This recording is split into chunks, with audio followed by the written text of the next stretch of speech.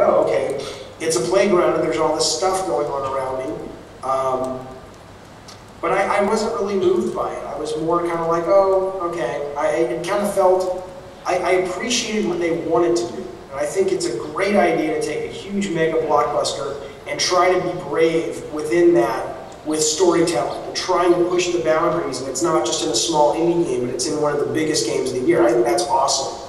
But the end result for me, though, I was just like, yeah, you know, whatever. As for did I shoot anybody, I actually didn't.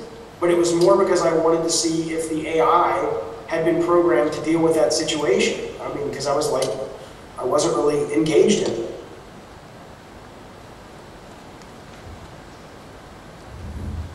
Any more questions? Oh, okay.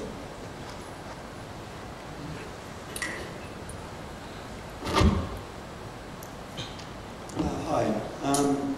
When you start designing a new game, what's your process? Is it sort of organic and filled with inspiration, or is it more of a mechanical, okay, we need to work out this, need to sort of start with a tree and sort of filling out the details, that sort of thing? I mean, I'm right at that point right now, so trying to figure out. Oh, sorry, just a moment, no technical difficulties.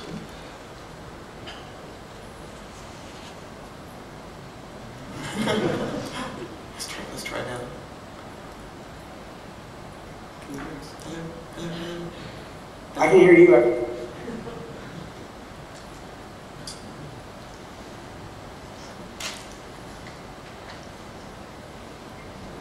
Try again. I can hear you. It's staticky, but that's better. We've got you back, I think. Okay. Thank you.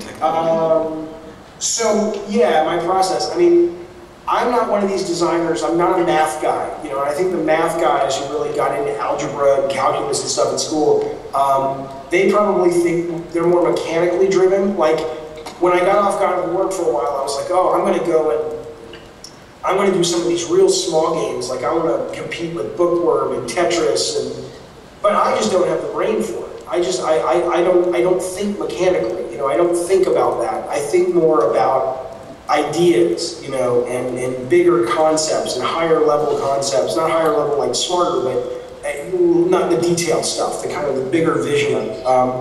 And so I'll start with that, and then I'll kick and scream like mad to try to figure out how to turn that into a game. And that's why, you know, mostly what I tend to do is my mechanics tend to be based on, you know, I'm a genre guy. You know, God of War would not exist without Zelda and Onimusha and Devil May Cry or Adventure on the 2600. I take mechanics that really inspire me and I try to change them to fit what I consider is valuable that I bring to the table, which is a sense of thematic or a sense of a unique spin on things, you know. And so that's more my process, is I start with that higher idea, and then I start looking around with, well, okay, what gameplay exists that I can, you know, morph into something that speaks to this thematic versus starting with just a straight up mechanic. That's just, you know, those things don't come to me at all. I don't, maybe once or twice in my career I've been like,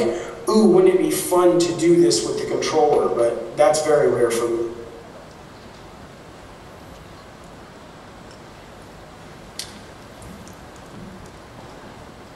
G'day, mate. You've got your motion capture coming out more and more. You've got the Wii, and then you've got the Natal and PlayStation and bringing theirs out. Do you think that's the way of the future, the motion capture controls, or? I don't. I mean, we'll see. I could be wrong, obviously. I don't, you know, somebody was saying to me this the other day, and, you know, it's true. I don't want to fucking get up off my couch and wave at stuff. And I don't want to play Burnout like this. You know, I want to fucking sit back and chill and play Burnout. And, you know, but that may just be me. I'm not saying there isn't validity to all of those systems. I'm not saying they're not fun, they don't have a place. They absolutely have a place, but I don't think that that place is is at the forefront of experiencing a video game in the future. And people say, yeah, but it's like Tom Cruise in Minority Report. I don't fucking want to do this all day. You know, I don't, you know. So for me, no, I don't think that they're the future. I think they're one of many different ways people can game. I think what the Nintendo Wii has shown, although, you know, when they come out with an amazing Nintendo-like game like New Mario, all is forgiven. But for a long time, you know, there are a lot of people who I think are valid when they talk about, well, the Wii comes out at family gatherings. It's more like a board game. And that's great for that kind of game. And I think Natal and maybe even PlayStation's motion controller will be a similar thing. It's kind of like when we bring out the Buzz controllers or the guitar for Guitar Hero. But I don't consider it like that's what games are all going to be using and no one's going to ever go back to the controller. I don't see that at all. Do you think it's a matter of control? Like the closer you move away from a controller, even though you'd think having a stick to do like a baseball bat would be more control, actually feels like less control? Do you know what I mean? I think it has to do with just effort. I mean, you know, I'm not the world's most, you know, athletic guy, but you know, I'm not a couch potato either. But I don't. Again, I'm just speaking for me now. I watched the Natal demos at the E3 press conference. I saw the Natal demos on Jimmy Kimmel, which is a talk show we have here. I don't want to do that all day.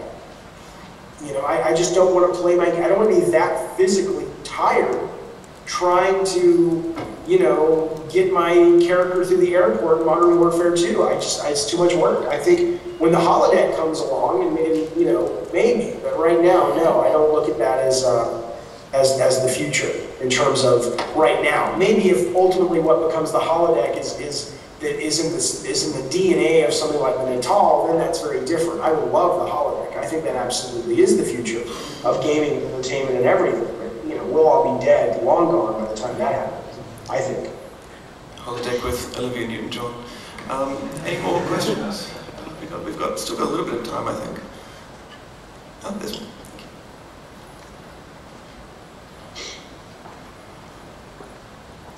Hi there. You were talking earlier about engaging our audiences emotionally, and that taking what works for films and what works for books and just making it interactive isn't necessarily working. What do you think we can do as game developers to make our audience cry or laugh or feel in the way that we do in movies? Well, I think I have two responses to that. The first one is maybe we should give up trying. And on most days I feel that way. I don't understand. I mean, I do understand. Here's what I think happened. I think, because look, you go back, I think the first game on record was a game called Synap or something, which was an Egyptian game, so like 5,000 years ago, okay? Never in the 5,000 years since that first game have we heard people saying, why can't we get stories into Monopoly? Why can't we get stories into Go or poker? You know, but the minute we put them on a TV screen, and the minute they move, I think there was this thing that happened that we all started assuming, oh, well, they have to tell stories too. And I really do think, and there may or may not have been a study that talked about this, I may just be thinking this is how I think, but I really think when you're tasked with interactive challenges, spatial relation puzzles, resource management, struggling with the control, whatever, the part of your brain, you're filled up, you're doing that. And the part of your brain that is stimulated when you're engaged in a good story and you're being carried along, I think they're two very different things. And I'm not a huge believer that they both can come together, because every attempt that I've seen, for the most part, has resulted in, it's almost like you're standing back and you appreciate what they're trying to do, but you don't actually feel like you're living in that experience. And so there's a big part of me that wonders if that's because it's simply not possible in the nature of an interactive experience, or if it's because we're just doing it wrong. And I think when you look at video games are simulations more of life than they are of movies. And even in your most emotional moment in your own life, it's usually when you're walking back to the car and then you can process it and go, when you're out of the moment, that you can go, oh, I wish I would have said that, or you start to bring